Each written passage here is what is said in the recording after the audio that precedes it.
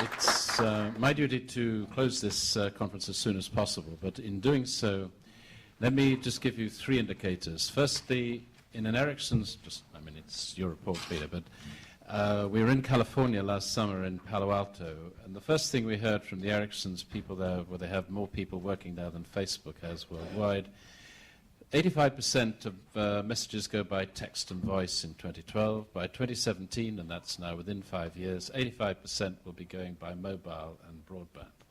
It's a big tsunami heading our way, and I think we talk too much sometimes about broadband and not enough about mobile and what the effects of that are going to be.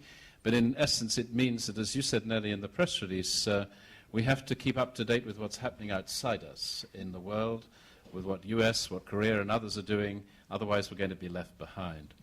Secondly, about this question of a demand-led system, I think that the Digital Business First has presented an excellent document today, two wonderful witnesses, Alex and Frank, about what happens.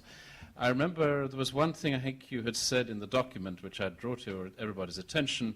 We cannot be a nation of haves and have-nots in which a postcode will determine the growth potential for small businesses that rely on access to a capable, coherent digital infrastructure.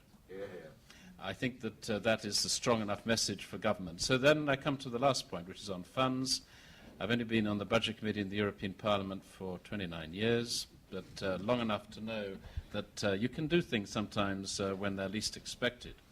But sometimes we do have to think about priorities in public infrastructure. And we have gone along with the structural funds. We have not yet done enough analysis in the structural funds, which is why I don't want to approve this particular agreement without a midterm review. And we need to digitalize these structural funds so that every major funding stream can be used for enhancing mobile and broadband right across the European Union, so as to get what you want, which is what Merlin calls ubiquitous access. I think that's a nice term. But in this country, there's a very simple solution. We need to start prioritizing our public infrastructure. Like we need to start prioritizing what we ring fence and what we don't, to take a rather topical kind of issue. But it's very easy. You shouldn't be deciding on a high-speed rail line until you've decided where your hub airport's going to be. Otherwise, you're going to find yourself constructing a line where suddenly you might not have a hub airport at Heathrow. It might be somewhere else, in which case you would not be putting HS2 where it's planned to go.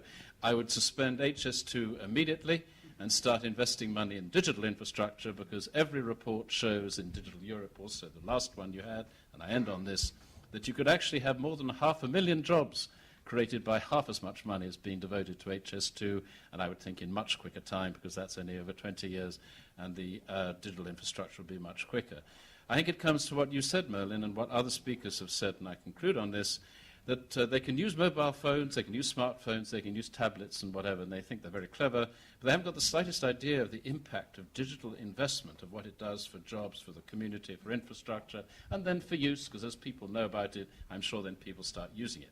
So I, therefore, would conclude very strongly by saying thank you all very much for coming, Neelie, particularly for you. A wonderful and such an incisive presentation. Whether we get there on Spectrum and a whole lot of other things, we will be doing our best to support you. Tim, to you, to having given us a wonderful insight in the way in which you actually delivered a fantastic Olympics. So I think that that's probably maybe the last applause you'll be getting for that, because you've been applauded so often. But BBC is a fantastic institution, and we're very grateful for you having spent your time. And Peter, to you as a contributor from seeing both sides of the argument, an invaluable kind of perception. Thank you all three very much for being with us today.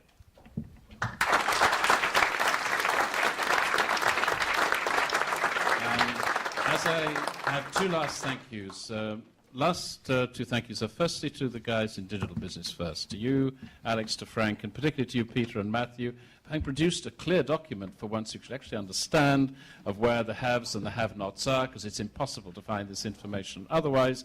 I'd ask you all to support this organization, because we're going to need it in the future to make sure that changes are done in the digital world, which we need, in Digital Business First. And last but not least, to those in the EIF and Digital Policy Alliance who organized this, thank you all very much indeed.